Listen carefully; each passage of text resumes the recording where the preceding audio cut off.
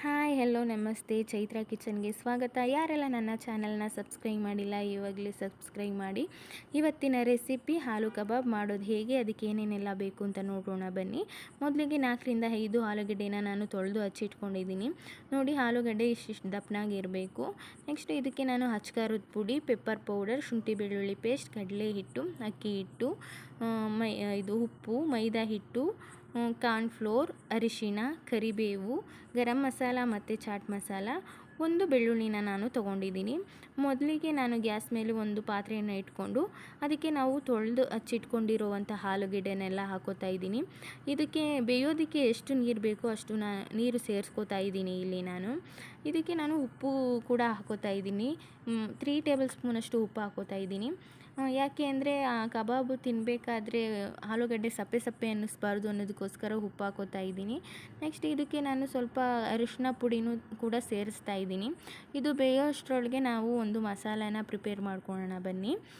ಮಸಾಲೆಗೆ ನಾನು 3 ಸ್ಪೂನಷ್ಟು ಕಾರ್ನ್ಫ್ಲೋರ್ ಹಾಕ್ಕೊತಾ ಇದ್ದೀನಿ. 1/4 ಸ್ಪೂನಷ್ಟು ನಾನು ಮೈದಾ ಹಾಕೋತಾ ಇದ್ದೀನಿ. 1 ಸ್ಪೂನಷ್ಟು ನಾನು ಕಡಲೆ ಹಿಟ್ಟನ್ನು ಹಾಕೋತಾ ಇದ್ದೀನಿ. 2 ಸ್ಪೂನಷ್ಟು ಅಕ್ಕಿ ಹಿಟ್ಟನ್ನ ಕೂಡ ಹಾಕೋತಾ ಇದ್ದೀನಿ. ಇದಕ್ಕೆ 3 ಟೇಬಲ್ ಸ್ಪೂನಷ್ಟು ನಾನು ಖಾರದ ಪುಡಿ ಕೂಡ ಹಾಕೋತಾ ಇದ್ದೀನಿ. ನೆಕ್ಸ್ಟು ನಾನು ಇದಕ್ಕೆ 1/4 ಟೀ ಸ್ಪೂನಷ್ಟು ಪೆಪ್ಪರ್ ಪೌಡರ್ನ ಹಾಕೋತಾ ಇದ್ದೀನಿ. ನೆಕ್ಸ್ಟು ನಾನು 1 ಸ್ಪೂನ್ ಸ್ವಲ್ಪ ಕಲರಿಗೋಸ್ಕರ ಅರಿಶಿನ ಹಾಕೋತಾ ಇದ್ದೀನಿ. 1 ಸ್ಪೂನಷ್ಟು ಶುಂಠಿ ಬೆಳ್ಳುಳ್ಳಿ ಪೇಸ್ಟ್ನು ಹಾಕೋತಾ ಇದ್ದೀನಿ ಇಲ್ಲಿ ನಾನು. ನೆಕ್ಸ್ಟು ಇದು ಗರಂ ಮಸಾಲ ಮತ್ತು ಚಾಟ್ ಮಸಾಲ 1/2 ಟೀ ಸ್ಪೂನಷ್ಟು ಹಾಕೋತಾ ಇದ್ದೀನಿ. ನೆಕ್ಸ್ಟು ಇದಕ್ಕೆ ನಾನು ರುಚಿಗೆ ತಕ್ಕಷ್ಟು ಉಪ್ಪು ಹಾಕೋತಾ ಇದ್ದೀನಿ. ನೆಕ್ಸ್ಟು ಕರಿಬೇವು ಸಹ ನಾನು ಇಲ್ಲಿ ಹಾಕೋತಾ ಇದ್ದೀನಿ. ಹಾಕ್ಕೊಂಡು ಸ್ವಲ್ಪನೇ ನೀರು ಹಾಕ್ಕೊಂಡು ಕಲಿಸ್ಕೊತಾ ಇದ್ದೀನಿ. ಜಾಸ್ತಿ ನೀರೆಲ್ಲ ಹಾಕ್ಕೊಂಡು ತೆಳು ಮಾಡ್ಕೊಳಕ್ಕೆ ಹೋಗ್ಬಿಡಿ, ಯಾಕೆ ಅಂದರೆ ಕೋಟಿಂಗ್ ಎಲ್ಲ ಬರಲ್ಲ ಆಲೂಗಡ್ಡೆಗೆ. ಈ ಥರ ನೋಡಿ, ನಾವು ಸ್ವಲ್ಪನೇ ನೀರು ಹಾಕ್ಕೊಂಡು ನೋಡಿ ಅದಕ್ಕೆ ಕಲಸಿಟ್ಕೊತಾ ಇದ್ದೀನಿ ಯಾವುದೇ ಗಂಟಿಲ್ದಂಗೆ. ನೆಕ್ಸ್ಟು ಆಲೂಗಡ್ಡೆ ಬೆಂದಿದೆಯಾ ಅಂತ ನೋಡೋಣ ಬನ್ನಿ. ಇದು ಆಲೂಗಡ್ಡೆ ಸ್ಪೂನ್ ಹಾಕಿ ಇಲ್ಲಿ ಕಟ್ ಮಾಡಿದ್ರೆ ಈ ಥರ ಕಟ್ಟಾದರೆ ಆಲೂಗಡ್ಡೆ ಬೆಂದಿದೆ ಅಂತ ಅರ್ಥ. ನೀರೆಲ್ಲ ತೆಗೆದಿಟ್ಬಿಟ್ಟು ನಾವು ಮಸಾಲೆ ಪ್ರಿಪೇರ್ ಮಾಡ್ಕೊಂಡಿದ್ವಲ್ಲ ಅದಕ್ಕೆ ಹಾಕಿ ಕಲಿಸ್ಕೊತಾ ಇದ್ದೀನಿ ನಾನು. ನೋಡಿ, ಇಲ್ಲಿ ನೀಟಾಗಿ ಈ ಥರ ಎಲ್ಲ ಕಲಿಸ್ಕೋಬೇಕು. ಕಲಿಸ್ಕೊಂಡು ಒಂದು 5 ನಿಮಿಷ ಆದಮೇಲೆ ನಾವು ಎಣ್ಣೆಗೆ ಬಿಡಬೇಕಾಗುತ್ತೆ. ಅದಕ್ಕೋಸ್ಕರ ನಾನಿಲ್ಲಿ ನೀಟಾಗಿ ಕಲಿಸ್ಕೋತಾ ಇದ್ದೀನಿ. ಕಲಿಸ್ಕೊಂಡು ನಾನು ನೋಡಿ ಈ ಥರ ನೀಟಾಗಿ ಕಲಿಸ್ಕೋಬೇಕು. ಎಲ್ಲ ಆಲೂಗಡ್ಡೆಗೂ ನೀಟಾಗಿ ಮಸಾಲೆ ಹಿಡಿಯೋ ಥರ ನಾವು ಕಲಿಸ್ಕೋಬೇಕು.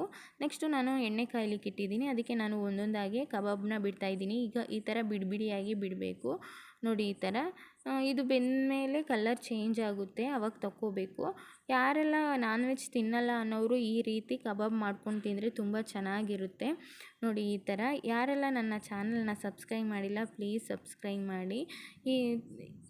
ಈ ಥರ ಮಾಡ್ಕೊಂಡು ತಿಂದರೆ ತುಂಬ ಚೆನ್ನಾಗಿರುತ್ತೆ. ನೀವು ಮನೇಲಿ ಒಂದ್ಸರಿ ಟ್ರೈ ಮಾಡಿ. ನೋಡಿ ಈ ಥರ ಬಂದಿದೆ ಆಲೂ ಕಬಾಬು. ನೋಡಿ ಈ ಥರ ತುಂಬ ಚೆನ್ನಾಗಿರುತ್ತೆ. ನೀವು ಮನೇಲಿ ಒಂದ್ಸರಿ ಟ್ರೈ ಮಾಡಿ. ಸಂಜೆ ಟೈಮಲ್ಲಿ ಇದು ಟೀ ಕಾಫಿ ಜೊತೆನೂ ತಿನ್ಬೋದು, ತುಂಬ ಚೆನ್ನಾಗಿರುತ್ತೆ. ಯಾರೆಲ್ಲ ನನ್ನ ಚಾನಲ್ನ ಸಬ್ಸ್ಕ್ರೈಬ್ ಮಾಡಿಲ್ಲ ಹೀಗೆ ಹೋಗಿ ಸಬ್ಸ್ಕ್ರೈಬ್ ಮಾಡಿ, ಬೆಲ್ ಐಕನ್ನ ಕ್ಲಿಕ್ ಮಾಡಿ.